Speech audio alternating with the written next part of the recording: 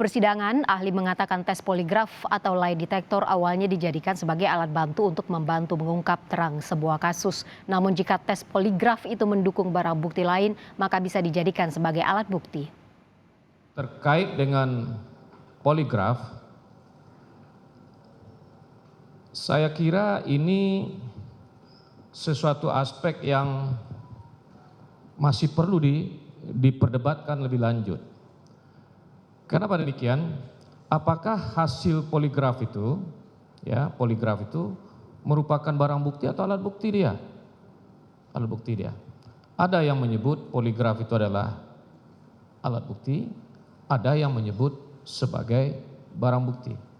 Tapi meskipun demikian, proses penemuan atau proses untuk mendapatkan hasil tes poligraf itu tentu ada aturan yang mengaturnya, yang harus diacu.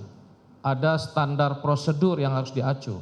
Seperti tadi saudara penasihat hukum menyebut ada Perkap Polri, Perkap Kapolri, yang mengatur tentang dengan cara bagaimana orang diperiksa.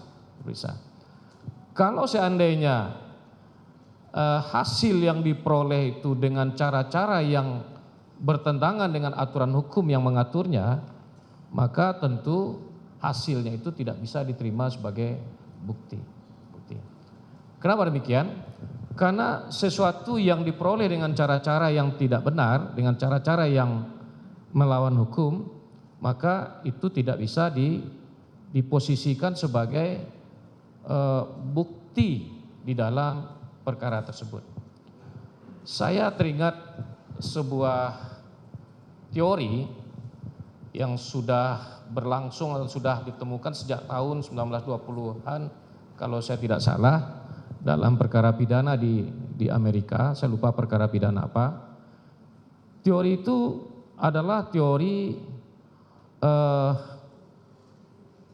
the fruit poisonous tree, teori buah dari pohon yang beracun. Jadi kalau seandainya pohonnya beracun, apapun yang dihasilkan dari pohon yang beracun itu pasti akan beracun juga. Sehingga dengan demikian, kalau ini kita kaitkan dengan proses penemuan alat bukti, kalau seandainya cara memperoleh alat bukti itu adalah sesuatu yang tidak benar, maka alat bukti itu adalah juga menjadi sesuatu yang tidak benar. Demikian.